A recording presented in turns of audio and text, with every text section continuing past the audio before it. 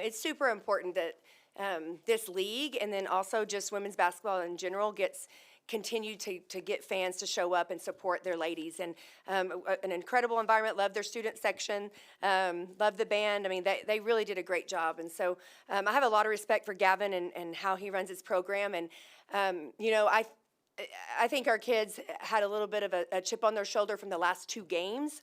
Nothing necessarily towards Utah, but absolutely just how they've been playing. And I thought that that we came out with a really good focus and a really good intensity, and jumped on them early, which you have to do on someone's home floor. Just really proud that we were able to finish that and get the win. Snutta goes for 28 today. I mean, just what was it from her off the bench that allowed her to just kind of have the success that she was able to have tonight? Yeah, all of our kids have been pretty frustrated the last two games just with how they've performed, just individually, but then also as a team. And I think Snutta really took it to heart, and I thought that she played really within herself. She played at a really good pace. She didn't try to force shots early.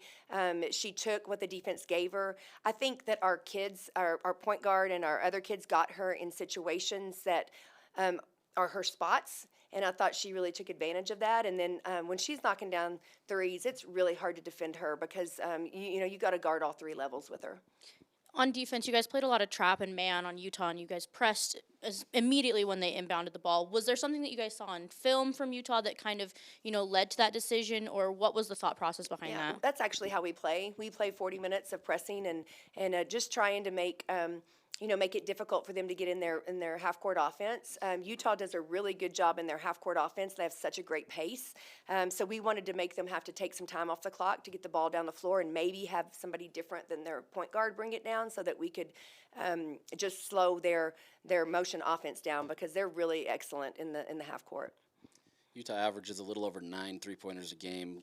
When they didn't even make their first 3-pointer until 3 minutes left, I mean, what does that do for your team to be able to just really kind of contend with what they do? Yeah, I think that our coaches do a really good job with scout, but I also think our defense has been our staple this year, and rightfully so. That's what we've been trying to make our identity. And I believe that there's been some times this year that we've led the country in 3-point percentage defense. And so when we play teams like this, we really have to decide as a staff if we want to try to make them beat us by 2s. And they shoot the ball so well from the 3-point line that that's kind of what we wanted to do tonight. And I thought our kids did a great job in scout.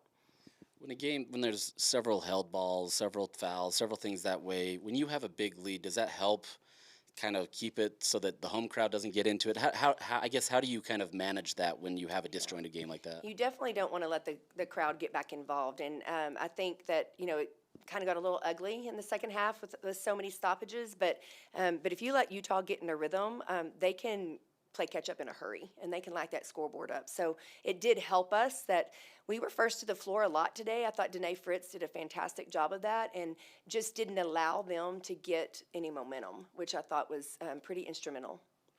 Anything else? Thank you, guys. Appreciate y'all.